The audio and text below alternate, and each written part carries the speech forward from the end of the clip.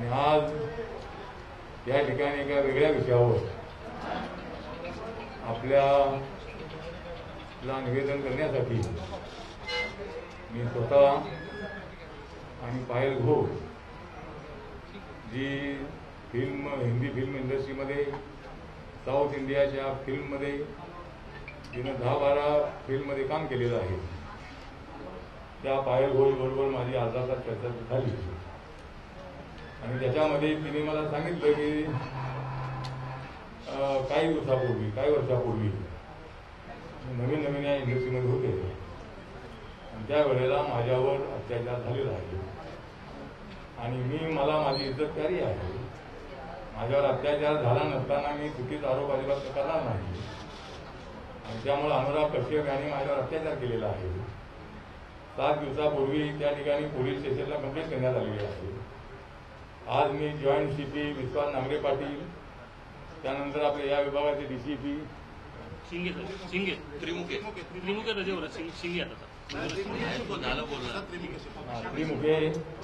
आणि पोलीस स्टेशनचे सिनियर ठाकूर साहेब या तिघांच्या सोबत मी चर्चा केलेली आहे आणि त्यांनी मला हे सांगितलेलं आहे की या प्रकरणाची संपूर्ण कायदेशीर चौकशी होणार. या ठिकाणी कुणाला फाशीची घालण्याचा प्रयत्न होणार नाही. मी त्यांना सांगितलंय की अशा पद्धतीची तक्रार कुठल्याही महिलेची असेल, महिला या महिलाच आहे, लहान असेल छोटी असेल, परंतु अशा तक्रारी झाल्याबरोबर ताबडतोब ज्याचं नाव घेतलेलं आहे त्याला ताबडतोब शोधून आणून पोलीस स्टेशनमध्ये पकडलं जातं. पण या प्रकरणामध्ये पायल घोषच्या प्रकरणामध्ये अद्याप अनुराग कश्यपला बोलावण्यात आलेलं नाही आणि मला या तिन्ही ऑफिसरनी सांगितलेलं आहे की आमची चौकशी पूर्णपणे चालू आहे. मॅजिस्ट्रेट समोर जे स्टेटमेंट रेकॉर्ड करायचं असतं ते सुद्धा लवकरात लवकर करण्यात येईल. परंतु आम्ही मात्र सांगितलेलं आहे की पोलिसांच्या चौकशीवर आमचा विश्वास जरूर आहे, पण एवढा वेळ लागत असल्यामुळं पोलिसांच्या चौकशीवर किती विश्वास ठेवायचा अशा पद्धतीचं प्रशासन माझ्यासमोर आहे. देशभरातल्या शेकडो महिलांवर झालेल्या अत्याचाराच्या केसेस पाहिलेल्या आहेत आणि त्या ठिकाणी ताबडतोब पोलीस त्या ठिकाणी आरोपीला पकडून आणतात, त्याचं जबाब देतात आणि ते आरोपी असे अत्याचार करून पळून जाणारे असतात, पण तरी सुद्धा पोलीस त्यांना ताबडतोब पकडून आणतात. अनुराग कश्यप मुंबईमध्येच आहे आणि तरी सुद्धा त्यांना अद्याप बोलावण्यात आलेलं नाही. त्यामुळं याच्यामध्ये पायलवर अन्याय होऊ नये अशा पद्धतीची सूचना मी त्यांना केलेली आहे. पायलनी माझ्यासमोर सांगितलेलं आहे की मला भीती वाटते आहे, माझ्यावर मी तक्रार केल्यामुळं मला काहीतरी घातपात होण्याची शक्यता आहे, त्यामुळे मला पोलीस प्रोटेक्शन मिळालं पाहिजे अशा पद्धतीची तिची मागणी आहे. त्या दृष्टिकोनातून मी अनिल देशमुख गृहमंत्री यांना मी पत्र लिहिणार आहे, त्यांच्याशी बोलणार आहे आणि जर काय तिचं बरं वाईट झालं तर त्याला या मुंबईचे पोलीस जबाबदार असतील अशा पद्धतीचा आमची तक्रार आहे. आज मैं यहाँ पायल घोष जिन पर अनुराग कश्यप जी ने कुछ साल पहले अत्याचार किया था और अपनी इज्जत हर एक को प्यारी होती है, लेकिन अपने इज्जत का दाव लगाकर दूसरे लड़कियों को, दूसरे फिल्म एक्ट्रेस को इसी तरह का अनुभव ना आए, इसलिए उन्होंने डेयरिंग करके कंप्लेंट की है और अनुराग कश्यप ने मेरे ऊपर अत्याचार किया था, एक कबूली जवाब इन्होंने पुलिस थाने में दे दिया है.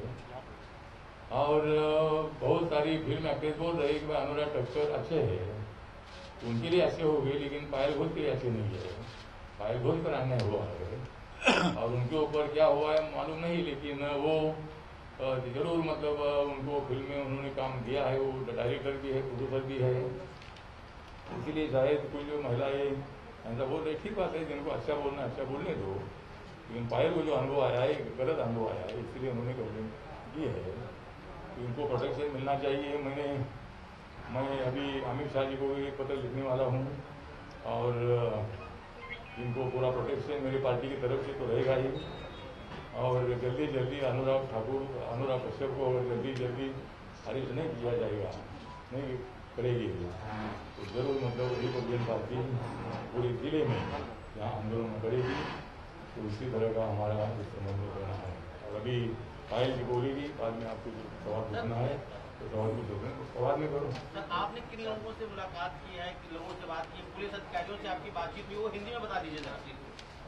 हाँ, तो जो मतलब मैंने आज अभी यहाँ दादा साहब कर्नल दादा साहब गायकवाड़ सांस्कृतिक केंद्र में बैठे बैठे मैंने आधा घंटा तक ज्वाइंट सीपी विश्वास नांगरे पाटिल जी, हमारे इस एरिया के डीसीपी और पुलिस थाने के सीनियर मिस्टर ठाकुर साहब, तो इन तीनों से मैंने बात की है और उनको सुरक्षा देने के बारे में उनको बोला है और जल्दी जल्दी इसकी इंक्वायरी होनी चाहिए। पायल पर अन्याय बिल्कुल नहीं होना चाहिए, ना किसी पर अन्याय नहीं होना चाहिए, इसकी पूरी जांच करके अनुराग कश्यप जी को जल्दी से अरेस्ट करना चाहिए। इसी तरह की हमने मांग की है। अभी पायल घोष आपके सामने बोलेगी, बाद में जो भी सवाल आपको पूछना है उसको पूछना है, मुझे पूछना है, हम जवाब देंगे। ठीक है, पायल घोष। नमस्कार। अब मैं आपको सबको पता है कि मेरे साथ क्या हुआ है, बार बार मुझे बोलना भी अच्छा नहीं लगता है, लेकिन मैंने अपनी इज्जत दांव पे लगा के, अपना करियर दांव पे लगा के आप सबके सामने आई हूँ और ये बात बोली हूँ ताकि सिर्फ मेरे साथ जो हुआ वो तो हुआ है, लेकिन और किसी के साथ ऐसा ना हो। और मेरी एक रिक्वेस्ट है, अगर किसी के साथ भी ऐसा होता है कि डर के, मैं जैसे डर गई थी, आप लोग डरो मत, सामने आओ, बोलो और इसका प्रतिवाद करो और आगे बोलो, अपना जो हक है वो जरूर लेना। थैंक टू रामदास अथवेले जी जो मेरे साथ खड़े हुए हैं, I am so grateful to him. मेरे लॉयर है, हमेशा मेरे साथ रहते हैं। आज मुझे, मैं जो साहस जुटा के आपके सामने बोल रही हूँ, ये साहस हर लड़की के साथ होना चाहिए और वो साहस लेके आपके साथ कुछ भी गलत होता है उसके लिए आवाज उठाओ और सामने आओ, डर के मत बैठे रहो। मेरा एक रिक्वेस्ट है, प्लीज। और आपने बोला है कि हम आपके पीछे खड़े हुए हैं, हम आपके पीछे खड़े हुए हैं क्योंकि आपके कारण हम बड़े हुए हैं, तो हम भी बड़े आपके कारण ही हुए हैं। और जो सवाल किसको पूछना है, मुझे या पायल को, आप पूछिए।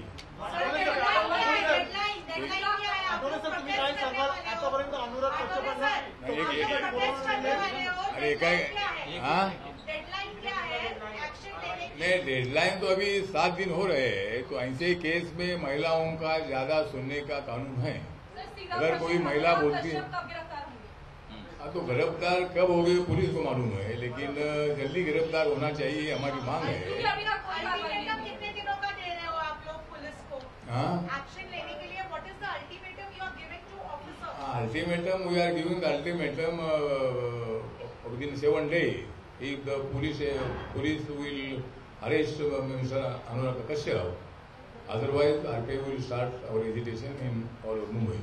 अनुराग कश्यप यांना नेमकं कोण वाचवते? महाराष्ट्र सरकार त्यांना वाचवते असं तुमचा आरोप आहे का? अनुराग कश्यपला कोण वाचवत आहे वगैरे असं काय आमचा आरोप नाही आहे, पण एवढा वेळ लागू नये. आमचं म्हणणं असं आहे की कुठल्याही महिलेवर असा बलात्कार झाला आणि तिनं कंप्लेंट केली, 2-3 दिवसामध्ये आरोपीला तो कुठे पळून गेला तरी त्याला ताबडतोब पकडण्याची पद्धती म्हणा किंवा तेवढी पोलिसांमध्ये हिंमत असते. पण या प्रकरणामध्ये 7 दिवस होत आले तरी सुद्धा अजूनही मॅजिस्ट्रेट समोर स्टेटमेंट पाहायचं काही घेतलं नाही आहे आणि अद्याप अनुराग कश्यपला अटक केलेली नाही. त्यामुळे थोडा वेळ जातोय असं आमचं म्हणणं आहे आणि म्हणून आपण अनिल देशमुख यांच्याशी बोलणार आहे. आणि कुणावर अन्याय करण्याची भूमिका आमची अजिबात नाही, अनुराग कश्यपवर अन्याय करण्याची भूमिका आमची अजिबात नाही. पण अनुराग कश्यप दोषी असेल आणि ज्या अर्थी पायल घोषने कंप्लेंट केलेली आहे त्या अर्थी तो दोषी आहेत आणि त्यांच्यावर कारवाई होणं अत्यंत आवश्यक आहे. हिंदी में जानना चाहेंगे, क्या आप अनिल देशमुख से मुलाकात करेंगे इस विषय को लेकर? हाँ, मुलाकात में अगर सरकार आपकी बातें नहीं मानेगी या अनुराग कश्यप पर, हाँ तो मतलब अनिल देशमुख जी को पार्टी का डिपुटेशन हमारे अविनाश महते जी के नेतृत्व में मिलेगा और मैं भी एक पत्र दे दूंगा. और पुलिस थोड़ी सी बहुत स्लो इंक्वायरी कर रही है, यहाँ किसी की बाजू लेने का विषय नहीं है. पायल ने जब अपनी इज्जत दाव पे रखकर जब कंप्लेंट की है तो वो सही कंप्लेंट है, ऐसा हमारा मानना है. और इसीलिए अनुराग कश्यप जी पर कार्रवाई होनी चाहिए. तो एक डिपुटेशन हमारा 1-2 दिन में अनिल देशमुख जी को मिलेगा, उनको मेमोरेंडम देंगे, उसमें पायल की सुरक्षा की मांग की जाएगी और सुरक्षा नहीं मिलेगी और उसका कुछ उल्टा सीधा होता है तो उसके लिए महाराष्ट्र सरकार जिम्मेदार होगी। इसी तरह का हमारा आरोप होगा तो इसी तरह मतलब अनिल देशमुख जी को 2 दिन के अंदर मिलेगी। सर, क्या पायल के बयान पे भरोसा नहीं है पुलिस को, इसलिए मजिस्ट्रेट के सामने उसका बयान रिकॉर्ड किया जा रहा है, ऐसा लगता है आपको? नहीं, मुझे लगता है कि पुलिस को भरोसा होता है, लेकिन ऐसे केस में मजिस्ट्रेट के सामने भी इसका स्टेटमेंट होता है। इसी तरह हाँ, आज ये लेटर तो दिया है। ये हमारे सातपुते जी इनके एडवोकेट है, वकील है और ये भी मतलब वहाँ पूरा काम देख रहे हैं। तो मुझे लगता है कि मैजिस्ट्रेट के सामने भी स्टेटमेंट होना चाहिए, लेकिन ज्यादा देर हो रही है। अनुराग कश्यप जी मुंबई में हैं, वो कोई भाग कर नहीं गए हैं। अगर वो मुंबई में है तो उनको जल्दी मतलब अभी तक उनको स्टेटमेंट के लेने के लिए बुलाना चाहिए था, लेकिन अभी तक पुलिस ने नहीं बुलाया है। तो पुलिस क्यों देर कर रही है, ये मेरा पुलिस को सवाल है। सर, क्या पुलिस पर पॉलिटिकल प्रेशर है? अभी पुलिस पर पॉलिटिकल प्रेशर है क्या नहीं मालूम नहीं है, लेकिन अभी जब हमारी सरकार आएगी तब हमको मालूम होगा। आठवले साहेब, काल संजय राऊतांनी देवेंद्र फडणवीसांची भेट झाली. संजय राऊत आणि देवेंद्र फडणवीसांची तुम्ही काहीतरी एक प्रस्ताव दिलाय आता थोडा वेळापूर्वी बातमी चर्चेत आहे. 50-50चा काय प्रस्ताव आहे तुमचा? आता देवेंद्र फडणवीस आणि संजय राऊत हे दोघे माझे चांगले मित्र आहेत आणि दोघांची भेट जवळजवळ 2 तास झाली अशा पद्धतीची माहिती मला आहे. पण दोघे म्हणतायत की आमची चर्चा पॉलिटिकल झालेली नाही आहे. तो पॉलिटिकल हो की नाही हो, पण माझं शिवसेनेला नम्र निवेदन आहे की माननीय बाळासाहेब ठाकरे यांचं स्वप्न साकार करायचं असेल तर पुन्हा एकदा शिवशक्ती भीमशक्ती एकत्र आली पाहिजे आणि भाजप, शिवसेना आणि आरपीआय आपण एकत्र आलं पाहिजे. त्यामुळं काँग्रेस आणि राष्ट्रवादीच्या सरकारचा पाठिंबा शिवसेनेने काढावा आणि बीजेपी सोबत आरपीआय सोबत यावं अशा पद्धतीचं आमचं त्यांना नम्र विनंती आहे. आणि जर कदाचित त्याच्यामध्ये दोघांची काही चर्चा झाली मला माहीत नाही आहे, पण चर्चा काही हो, पण पुन्हा चर्चा सुरू व्हावी अशा पद्धतीची माझी इच्छा आहे. तो मतलब जिस तरह मतलब माननीय माजी मुख्यमंत्री और विरोधी पक्ष नेता महाराष्ट्र के विधिमंडल के देवेंद्र फडणवीस जी को संजय राउत जी जो शिवसेना के प्रवक्ता भी है, नेता भी है और पत्रकार भी है, सामना के एडिटर भी है और उन्होंने मतलब 2 घंटा तक उनके साथ बात की है, लेकिन दोनों भी नहीं मान्य कर रहे कि भाई हमारी पॉलिटिकल चर्चा हुई है. तो मेरा मानना है कि उनकी पॉलिटिकल चर्चा हो या सामाजिक चर्चा हो, लेकिन मेरा सुझाव ये है, प्रस्ताव ये है कि शिवसेना ने दोबारा मतलब बीजेपी के साथ आना चाहिए और 1 साल भर उद्धव ठाकरे जी ने मुख्यमंत्री पद पर रहना चाहिए. बाद वाले 3 साल जो है 3 साल देवेंद्र फडणवीस को मुख्यमंत्री बनाना चाहिए और दिल्ली में भी मतलब 1 या 2 मंत्री पद उनको मिलने के बारे में भी चर्चा हो सकती है. और सत्ता में अच्छी भागीदारी शिवसेना को मिलेगी और शिवसेना ने कांग्रेस और राष्ट्रवादी के चक्रव्यूह में नहीं अटकना चाहिए. उन्होंने हमारे साथ आना चाहिए. महाराष्ट्र में इज्जत दांव पे रखने के बाद भी हंगर स्ट्राइक की बात आ रही है, भूख हड़ताल की बात आ रही है महाराष्ट्र में. काय के लिए इज्जत दांव पे रखने के बाद भी पायल घोष सामने आई है, उसके बाद भी पायल घोष को भूख हड़ताल करने की बात कह रही है. अच्छा, हाँ. ऐसा क्यों महाराष्ट्र में ऐसा क्यों हो रहा है? महाराष्ट्र में ऐसा इसलिए हो रहा है कि हमारी सरकार नहीं है. ये सरकार जो है ये सरकार मतलब ठीक नहीं चल रही है. सरकार कब गिर जाएगी मालूम नहीं है. मैंने बोला था कि गणेश उत्सव के बाद ही इसका विसर्जन होगा, लेकिन और थोड़ा सा टाइम लगेगा. लेकिन ठीक बात है. सरकारचं विसर्जन आठवले साहेब, सरकारचं विसर्जन कधी होईल तुम्हाला काय वाटतं? गणेश आता या नाही या सरकारचं विसर्जन कधी होणार याच्यासाठी मला देवेंद्र फडणवीस आणि संजय राऊतना बोलावं लागेल. तुम्ही स्वतः उद्धव ठाकरेंना भेटणार आहात का? तुमचे त्यांच्याशी चांगले संबंध आहेत. तुम्ही जो आता फॉर्म्युला दिला 50-50चा, 1 वर्ष उद्धव ठाकरे मुख्यमंत्री राहायला हवेत, भाजप आणि सेना पुन्हा एकदा सत्तेवर राहायला हवी. तर या संदर्भामध्ये तुम्ही स्वतः उद्धव ठाकरेंना भेटणार आहात का? त्यांना भेटून सांगणार आहात का? आता भेटणार आहात का? आता इकडे संजय राऊत देवेंद्र फडणवीसांना भेटल्याबरोबर राष्ट्रवादी काँग्रेस आणि काँग्रेसमध्ये अस्वस्थता निर्माण झाली आणि ताबडतोब माननीय शरद पवारजी आणि हे यांना भेटले. तर या आपल्या माननीय मुख्यमंत्री उद्धवजींना भेटले आणि उद्धवजींनी हेच सांगितलं की असं काय होणार नाही, सरकार आपलं 5 वर्ष टिकेल, सरकार तुमचं 5 वर्ष टिकेल की आमचं 5 वर्ष टिकेल बघूया. परंतु त्या ठिकाणी अशा पद्धतीनं जो प्रकार झालेला आहे, एक तर शिवसेना जर आमच्यासोबत आली नाही तर राष्ट्रवादी काँग्रेसला आमचं निमंत्रण आहे की शरद पवारांनी एनडीएमध्ये यावं. मी मागे एकदा म्हणालो होतो की महाराष्ट्राच्या विकासासाठी, देशाच्या विकासासाठी, शेतकऱ्यांच्या विकासासाठी शरद पवार साहेबांनी असा निर्णय घ्यावा. आणि माझी आणि त्यांची दोस्ती एवढी आहे की मला इकडे करमत नाही आहे आणि त्यांना तिकडे करमत नाही आहे.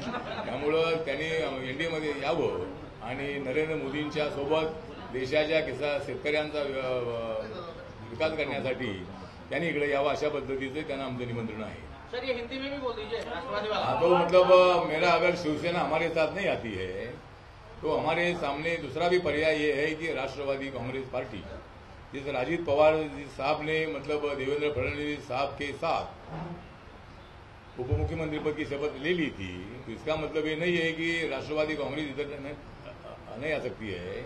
तो इसीलिए मुझे लगता है कि राष्ट्रवादी कांग्रेस अगर हमारे साथ आती है, अगर बीजेपी आरपीआई के साथ आती है, तो मुझे लगता है कि शरद पवार जी को और भी अच्छा बड़ा पद आगे भविष्य में मिल सकता है और नरेंद्र मोदी जी को एक बड़ा अच्छा मित्र भी मिल सकता है.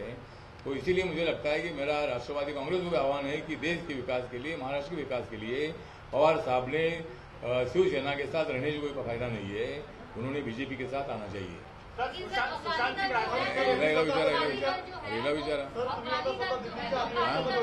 दिल्लीचं अधिवेशन आता संपलेलं आहे. शरद पवारांनी भाजपाच्या नेत्यांच्या काही भेटीगाठी घेतल्या का? तुम्ही स्वतः आता दिल्लीमध्ये होता. नाही, भेटीगाठीवर काही घेतल्या नाही आहेत, परंतु ठीक आहे, माझं मत आहे ते, माझं ते त्यांचं मत आहे असं मी म्हटलेलं नाही आहे. मला असं वाटतं की शरद पवारांनी इकडं यावं हे माझं मत आहे आणि त्याच्यावर त्यांनी विचार करावा. जसं मी मागच्या वेळेला सांगितलं होतं की राहुल गांधी अध्यक्ष म्हणायला तयार नाही आहेत, सोनिया गांधी अध्यक्षपद सोडण्याच्या तयारीत आहेत, मग अध्यक्ष करायचं कुणाला, म्हणून मी असं म्हटलं होतं की राष्ट्रवादी काँग्रेसमध्ये विलीन करा आणि शरद पवारांना काँग्रेसचा अध्यक्ष बनवा, असे माझं मत मांडलं होतं. भाजपा को शिवसेना के साथ आने के लिए कह रहे हैं, लेकिन अन्य राज्यों में जो हालत है भाजपा की, अगर हम देखें तो उन्हीं के घटक दल उनका साथ छोड़कर अलग हो रहे हैं, तो ऐसे में आप क्या भाजपा को सलाह देना चाहेंगे? नहीं, मैं भाजपा को सलाह ये देना चाहूंगा कि क्या शिवसेना तो अपने खुद से नहीं निकल गई, हमने उनको थोड़ा नहीं निकाला है, हम किसी को निकालते नहीं है. हम तो अकाली दल भी खुद गया है. अकाली दल का पूरा बेस किसानों पर है उनकी पार्टी, और कांग्रेस पार्टी ने किसानों को भड़काया था और इसीलिए मतलब उनको नाइलाज करते हुए उनको एनडीए छोड़ना पड़ा है. लेकिन कुछ दिनों के बाद वो एनडीए के साथ आएंगे और अगर ये दोनों ने साथ छोड़ा है, इसीलिए एक नए मित्र की हम साथ लेना चाहते हैं और वो मित्र है शरद पवार जी, तो वो उनकी साथ भी हमें मिल सकती है. आगे और भी कोई पार्टी हमारे साथ आ सकती है, बहुत सारी पार्टी है, बीजू जनता दल है, हमारा जगन मोहन रेड्डी का पार्टी है, ऐसी बहुत सारी पार्टियां है कि वो पार्टियां एनडीए के साथ आ सकती है. और अभी जगन मोहन रेड्डी आज दिल्ली में आकर अमित शाह साहब को मिलकर गए हैं, तो इसका मतलब ये है कि जगन मोहन रेड्डी अगर ये 2 गए हैं तो दूसरे 2 लेने के चक्कर में हम लोग हैं और इसीलिए 2 कोई साथी हमारे साथ आ सकते हैं. सर, क्या पायल घोष मामले में अभी तक मुंबई पुलिस ने अरेस्ट नहीं किया है अनुराग कश्यप को, जैसे मांग कर रहे हैं, तो क्या ये आप चाहेंगे कि ये मामला सीबीआई को दिया जाए? नहीं, ये मामला सीबीआई को अभी तक देने की मांग नहीं है. अभी मुंबई पुलिस क्या करती देखते हैं.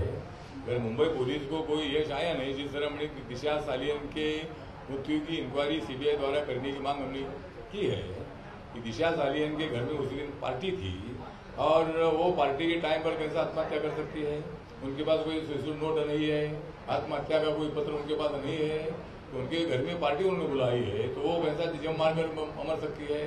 तो इसीलिए उनको दिशा वहां फेंका होगा 14 माले से, ऐसी शंका है.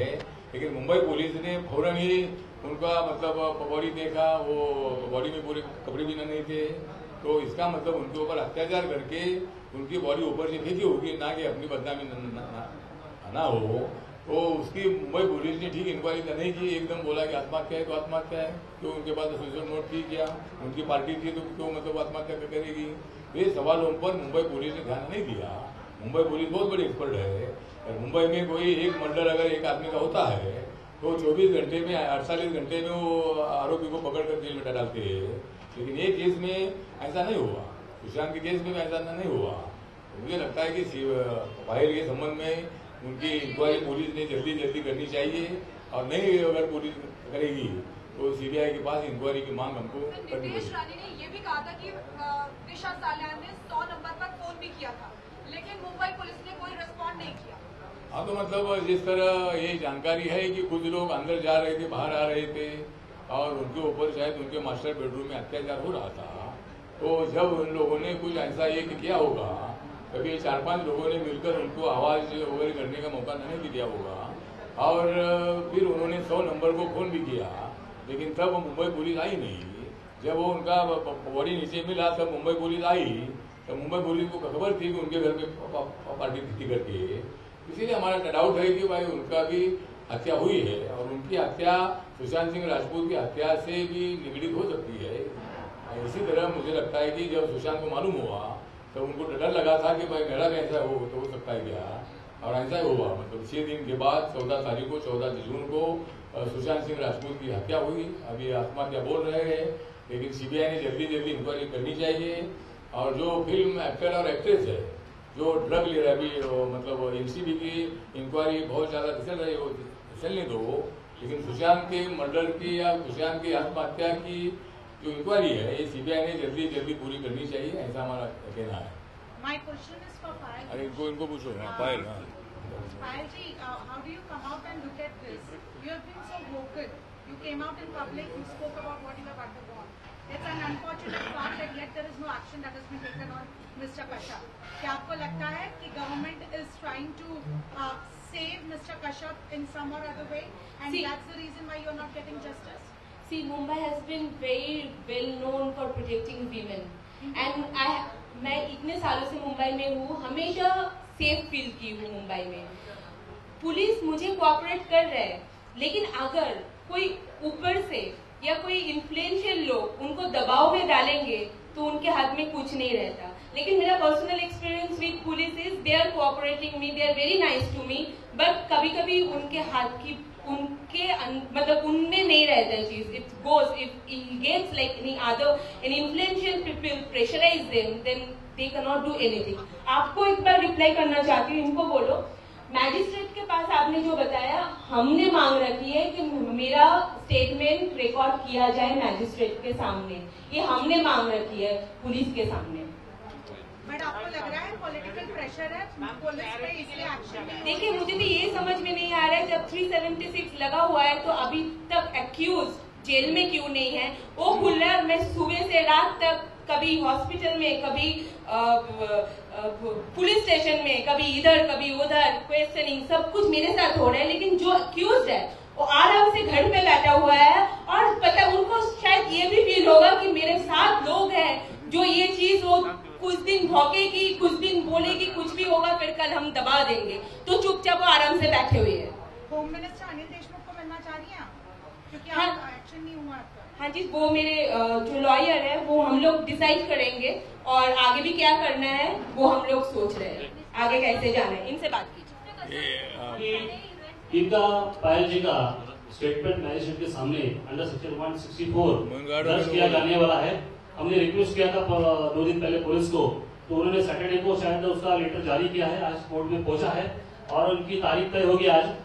इनको कब मैजिस्ट्रेट के सामने जाके इनका बयान दर्ज करना है। हम अभी 22 तारीख को हमने एफआईआर दर्ज की थी बलात्कार की, और उसके बाद दूसरे दिन पंचनामा वगैरह सब इन्वेस्टिगेशन चालू हुआ। लेकिन हमने शुरुआती तौर पे मैंने कहा था कि हम पुलिस को सिर्फ 7 दिन का टाइम देंगे, 7 दिन का समय सफिशिएंट होता है पुलिस को इन्वेस्टिगेशन करने के लिए और आरोपी को गिरफ्तार करने के लिए। हम लगातार मांग कर रहे हैं। अभी 3-4 दिन जब एफआईआर हुआ उसके 3-4 दिन के बाद हम तब तक चुप रख बैठे हैं, लेकिन अभी समय खत्म हो गया, 7 दिन हो गया, आज 6वां दिन है, कल 7वां दिन है। हमने पुलिस को बोला था, लगातार बोल रहे हैं कि उसको गिरफ्तार करो, पायल की जिंदगी खतरे में है। उन्होंने ट्वीट किया था कुछ दिन पहले, ट्वीट के जरिए उन्होंने कहा था कि अगर मेरी बॉडी लटकी जाती है तो उसको आत्महत्या नहीं माना जाए, उसको खून माना जाए, ऐसा कहा था। यानी कि उसको इतना डर लग रहा है बाहर घूमने के लिए। मैं भी उनके साथ घूमता हूँ, मेरी भी जान तो कर रहा है, ऐसा उन्होंने कहा था बीच में। मैं भी फील कर रहा हूँ, मेरे बॉडीगार्ड लेके आया आज, पर्सनल बॉडीगार्ड। अगर सरकार अभी हमारी मांग एक्सेप्ट करके देती है तो हम बाहर निकल सकते हैं, जो भी कानूनी कार्रवाई है हम कर सकते हैं।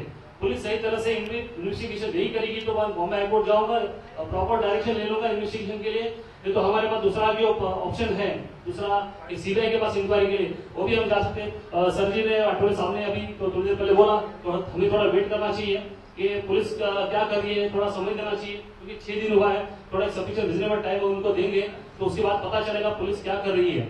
हम यही चाहते हैं कि जल्द से जल्द आरोपी को गिरफ्तार करके जेल में डालना चाहिए। जैसा पायल जी ने थोड़ी देर पहले कहा था कि मैं करेज जुटाकर, यानी कि मैं धैर्य जुटाकर अभी सामने आई हूँ, मेरा करियर दाव पे लगा है, शायद इसके बाद उनका करियर का क्या होगा उसे उनको भी पता नहीं। ये सब दाव पे लगाकर वो आगे आई है, उन्होंने एफआईआर दर्ज किया है। एक बड़ी हस्ती है फिल्म इंडस्ट्री की, अनुराग कश्यप बड़े डायरेक्टर है, बड़े निर्माता है, और उन्होंने ये इनके साथ जो कुकर्म किया है उसके बारे में उनकी जो आज हिम्मत हुई है, उनकी जो आवाज 5 साल से दबाई गई थी, तो आज आवाज बाहर निकली है। तो आज इस आवाज को बुलंद होना चाहिए। और उन्होंने आह्वान किया था सारी महिलाओं को कि जो भी सारी महिला है जो मीटू मूवमेंट के बाद जब जा गई थी, जिनके साथ अच्छा अत्याचार हुआ था, वो सामने आ रही थी, लेकिन ये पुलिस का ऐसा बर्ताव या ऐसी असफलता ये पुलिस केस में अगर मिलती है तो कोई भी महिला सामने नहीं आएगी, क्योंकि उनको मालूम है एक तो उनकी शिकायत दर्ज नहीं की जाएगी, अगर शिकायत दर्ज भी हुई तो पुलिस उसमें गिरफ्तारी नहीं करेगी, अगर गिरफ्तार भी किए तो सबूत नहीं जुटा पाएंगे। बाद में केस को आरोपी को क्लीन चिट मिलता है, समरी रिपोर्ट बी यानी बी क्लासिफिकेशन या सी क्लासिफिकेशन कोर्ट में फाइल होता है, आरोपी बेदिक्कत निकल जाता है और उसके खिलाफ कोई एक्शन होती नहीं। तो ये काम होता है पुलिस एजेंसी का कि जब कोई शिकायत करता महिला सामने आए उसको सही तरह से उसके रिस्पेक्ट के साथ उसके साथ बात करे, उसकी शिकायत दर्ज करे। आप मीडिया कर्मियों ने सब हमारे मित्र हैं, आपने देखा होगा पहले दिन जब पुलिस थाने ओशोवाला थाने में हम गए थे, उस तरह उस दिन पुलिस कैसे बर्ताव कर रही थी। इतने रात को 2 बजे तक हमको बिठा के रखा, उस दिन भी हमको हरेसमेंट हुआ था। यहाँ पर वर्षों में हमारी शिकायत दर्ज हुई, उसके दूसरे दिन तीसरे दिन दोपहर को 3 बजे से लेकर रात को 11 बजे तक, यानी कि 7 घंटा अस्पताल में इनको बिठाया गया। वो उस दिन काफी नहीं हुआ तो दूसरे दिन इनको फिर से बुलाया, फिर 7 घंटा बिठा के रखा। तो मेडिकल टेस्ट के लिए एक महिला को एक हरासमेंट है, एक तो उसकी शिकायत कोई लेता नहीं, शिकायत देने के लिए पुलिस स्टेशन जाओ, अपनी इज्जत को दाव पे लगा के जाने के बाद शिकायत दर्ज होती है, फिर अस्पताल में जाना पड़ता है, उसको मेडिकल एग्जामिनेशन फेस करना पड़ता है, और वो भी 1 दिन नहीं 2 दिन नहीं 3 दिन, 2 दिन के बाद फिर से इनको परसों कल शायद कल बुलाया इनको, कल इनको 7 घंटा बिठाएंगे। तो ये कहाँ का न्याय है, फिर ये कहाँ का हरासमेंट है। मैंने दूसरे भी अस्पताल में मैंने बहुत सारे क्रिमिनल ट्रायल चला है, दूसरे अस्पतालों में भी मेडिकल होता है, 1 दिन में जांच करके जो विक्टिम होती है उनको एक सुखद अनुभव होना चाहिए, वहाँ पर एक अच्छा फील होना चाहिए, कंफर्ट लेवल फील होना चाहिए। तो ये हरासमेंट की बात नहीं है।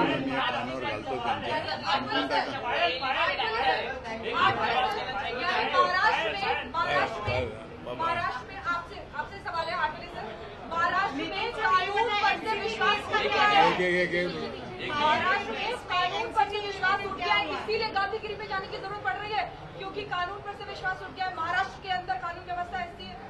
मतलब महाराष्ट्र में जिस तरह सुशांत सिंह राजपूत के प्रकरण से ऐसा लग रहा है कि भाई कानून से हमारा विश्वास उठ रहा है। कानून तो है, बाबा साहब अम्बेडकर जी ने संविधान दिया है और संविधान के मुताबिक हम लोग काम करना चाहते हैं। सरकार कोई भी हो, सरकार ने पुलिस ने जो वर्दी पहनी है तो पुलिस ने वर्दी का अपमान नहीं करना चाहिए। कोई भी ऊपर से दबाव लाएगा तो भी उन्होंने इसका नहीं मानना चाहिए। अगर हम भी बहुत बार मेरे पास कार्यकर्ता आते हैं और वो बोलते हैं हमको ऐसा अरेस्ट किया है, लेकिन पुलिस बोलते हैं नहीं उन्होंने चाकू मारा है इसी ने हमको अरेस्ट किया है, तो हम ज़्यादा नहीं बोलते, हम उनके ऊपर ऐसा दबाव नहीं डालते हैं। तो सरकार ने भी दबाव नहीं डालना चाहिए या किसी ने भी दबाव नहीं डालना चाहिए।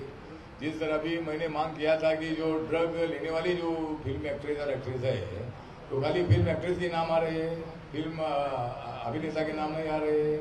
बाकी अभी करण जौहर का नाम आया है, लेकिन उनके ऊपर हम ऐसा अन्याय होगा ऐसा हम नहीं चाहते हैं। लेकिन करण जौहर के पार्टी में अगर ड्रग का यूज हुआ होगा, अगर वो एनसीबी के पास जानकारी होगी तो एनसीबी किसको छोड़ने वाली तो नहीं है, चाहे वो कोई भी बड़ा आदमी हो। तो अभी भी एक निर्माता को शायद पुलिस एनसीबी पकड़ा है और मैंने मांग किया है कि जो ड्रग पिएगा, जो ड्रग लाएगा, जो ड्रग पिएगा, जो ड्रग मतलब बेचेगा, तो ऐसे लोगों पर, ऐसे फिल्म एक्टर और एक्ट्रेस पर फिल्म में काम नहीं देना चाहिए। हम सभी निर्माताओं को मांग करते हैं, डायरेक्टर को मांग करते हैं ऐसा ड्रग लेने वालों को फिल्म में काम नहीं मिलना चाहिए, तो अगली पीढ़ी सुधर जाएगी। अगली जो फिल्म एक्ट्रेस है वो सुधर जाएगी कि अगर हम ड्रग लेंगे तो हमको काम नहीं मिलेगा। तो ये मेरी मांग है कि, और सरकार ने भी मतलब अभी ये तो काम किसको देना है वो तो उनका अधिकार है, लेकिन अगर ऐसा काम उनको देंगे तो उसका फिल्म का शूटिंग जो है बंद करने का काम मेरे पार्टी कार्यकर्ता करेंगे। ऐसे लोगों को काम नहीं देना चाहिए, ऐसा हमारा मांग है। हमने देखा कंगना रनावत पे जैसे ही अत्याचार होने लगा, उनका ऑफिस तोड़ा, आप उनके लिए खड़े रहे। आज आप पायल घोष के लिए खड़े रहे। उत्तर प्रदेश में एक दलित महिला के साथ उनका रेप करके उनकी जीभ काट दी, क्या आप उनके लिए खड़े रहोगे? हाँ, तो मतलब जहाँ दलित पर अन्याय होता है तो मेरे जहाँ कार्यकर्ता पूरे देश भर में है, जहाँ भी महिला पर अन्याय हो या किसी भी आदमी पर अन्याय हो, मेरी पार्टी दलित की पार्टी नहीं है, मेरी पार्टी सब जाति धर्म की पार्टी है। और मैं भी खड़ा रहूंगा, जो मतलब मेरे पार्टी के कार्यकर्ता। आप मिलने जाओगे वो लड़की को? हाँ, वो लड़की को मिलने जाओगे क्योंकि आप कंगना रनावत से मिले, आप पायल घोष से। हाँ, तो ठीक है ना, उनको भी मिलूंगा। जहाँ जहाँ अन्याय होता है वहाँ मैं जाता हूँ, और ऐसा अन्याय होता है तो जिन्होंने अन्याय किया है उनको पकड़ने की मांग मैं करता हूँ, उनको मैं जेल में डालते हैं। तो हमारी भूमिका हमेशा न्याय की रहती है, अन्याय की भूमिका हमारी नहीं रहती है। अच्छा पायल, आपसे एक सवाल है, क्या अभी तक आपने कोई थ्रेट रिसीव किया है, किसी का धमकी भरा फोन आया या कुछ आया? देखिए, एक तो मैं I am not taking calls because there are many innumerable calls are coming which are not saved in on my phone, so I am not taking calls. लेकिन एज सच मैंने जो बाहर से फील किया, जो मेरे दोस्त, जो उनके करीबी लोग हैं, जो मेरे भी दोस्त हैं, उन लोगों ने मुझे बार बार बोला है पायल घर से अकेले नहीं निकलना, नीचे तक तुम नहीं जाओगे अकेले, और बहुत केयरफुल रहना है क्योंकि you know what kind of people they are a kind of mafia gang. And every time even my dad said कि तुम कलकत्ता चले आओ। मैंने बोला नहीं, बॉम्बे बहुत अच्छे है और मेरे साथ रामदास जी जैसे लोग हैं, वो हमें सुरक्षा प्रदान करेंगे और मेरे साथ खड़े हैं, और मुझे इसको लड़ना है, मुझे भागना नहीं है। कई सारे फिल्म एक्ट्रेस ने देखिए, तब से मैं किसी का नाम नहीं लेना चाहती हूँ। कोई भी एक्ट्रेस है जो उसे सपोर्ट कर रहे हैं नहीं कर रहे, उनका पर्सनल थिंग है, शायद उनके साथ कुछ नहीं हुआ होगा, लेकिन मेरे साथ जो हुआ है, मैं वो एक्सपीरियंस आपके सामने रखी हूँ। जो मेरे साथ हुआ, जो मैं इतने सालों से अपने आप अंदर लड़ रही थी जिस चीज से, उसको मैं सामने रखी। शायद उनके साथ कुछ नहीं होगा, बहुत अच्छी बात है, वो मुझे जानते भी नहीं, उनके फ्रेंड है, वो फ्रेंड को सपोर्ट करेंगे कि मुझे सपोर्ट करेंगे, ये उनका कोई दोष नहीं है, ये हो ही सकता है। That's very much cool. Thank you. Thank you. आभार माना।